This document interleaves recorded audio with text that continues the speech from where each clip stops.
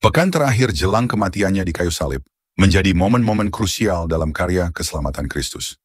Kitab Injil secara jelas menggambarkan bahwa setiap momen penting dalam minggu terakhir hidup Yesus memiliki kaitan erat dengan kalender Paskah Yahudi.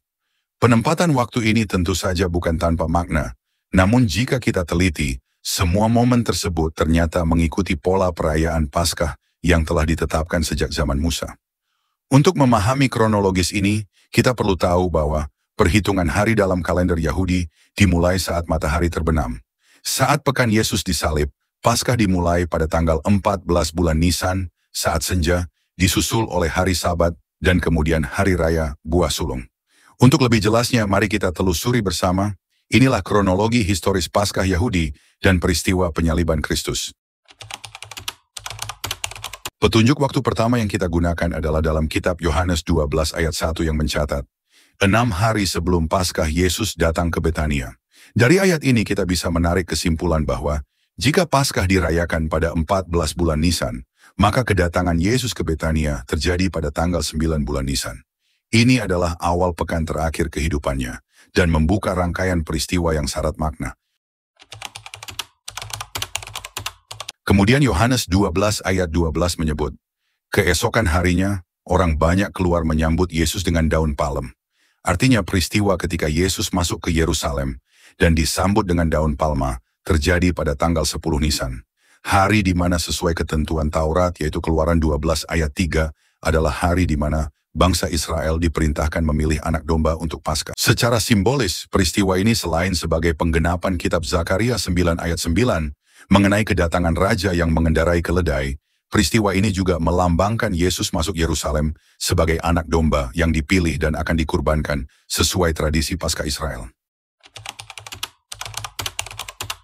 Lukas 22 ayat 7 mencatat, telah tiba hari raya roti tidak beragi, yaitu hari di mana orang harus menyembelih anak domba Paskah.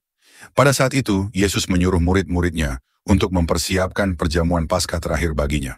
Perlu diketahui bahwa dalam tradisi Yahudi, perhitungan hari dimulai dari petang hari, maka malam perjamuan itu sudah termasuk ke dalam tanggal 14 Nisan. Secara waktu, momen ini bertepatan dengan persiapan Paskah oleh orang-orang Yahudi di Yerusalem. Setelah perjamuan terakhir, Yesus ditangkap di Taman Getsemani, dan mulai diadili pada malam itu juga, serta akhirnya disalibkan pada keesokan harinya. Yohanes 19 ayat 14 mencatat, hari itu ialah hari persiapan Paskah, kira-kira jam 12 siang. Kalimat ini merujuk pada saat Pilatus menyerahkan Yesus untuk disalibkan. Saat orang-orang Yahudi sedang menyiapkan anak domba untuk disembelih menjelang senja, pada waktu yang sama anak domba Allah, Yesus Kristus disalibkan. Yohanes 19 ayat 31 juga menambahkan bahwa hari itu adalah Sabat besar, karena bertepatan dengan hari suci Paskah. Kematian Kristus terjadi pada hari Paskah, tepat sebelum anak domba kurban disembelih, sehingga peristiwa ini menggenapi Yesus sebagai anak domba kurban yang sempurna untuk penebusan dosa umat manusia. Markus 16 ayat 2-6 mencatat bahwa kebangkitan Yesus terjadi pada hari pertama minggu tersebut, yaitu pada minggu pagi. Berdasarkan Imamat 23 ayat 10-11, hari itu bertepatan dengan hari raya Buah Sulung, yakni hari setelah Sabat pertama selama rangkaian Paskah. Paulus menegaskan makna simbolis ini dalam 1 Korintus 5 ayat 20. Kristus telah dibangkitkan dari antara orang mati, sebagai yang sulung dari orang-orang yang telah meninggal.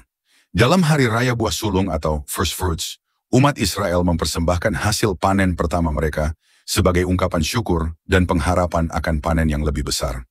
Ini bukan hanya soal pertanian, tapi juga gambaran iman.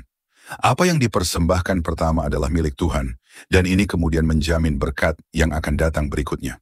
Ketika Kristus bangkit pada hari Buah Sulung, Yesus menjadi jaminan atau garansi akan kebangkitan semua orang percaya di masa depan. Kebangkitannya bukan hanya kemenangan pribadi atas maut, tapi panen awal dari sebuah kebangkitan universal yang akan datang saat Ia kembali. Rangkaian peristiwa pada pekan terakhir kehidupan Yesus menunjukkan bahwa penyaliban dan kebangkitannya bukan hanya peristiwa teologis, melainkan juga berakar kuat dalam sejarah dan kalender sakral Yahudi. Semuanya terjadi tepat pada hari-hari yang telah dimaknai jauh sebelumnya.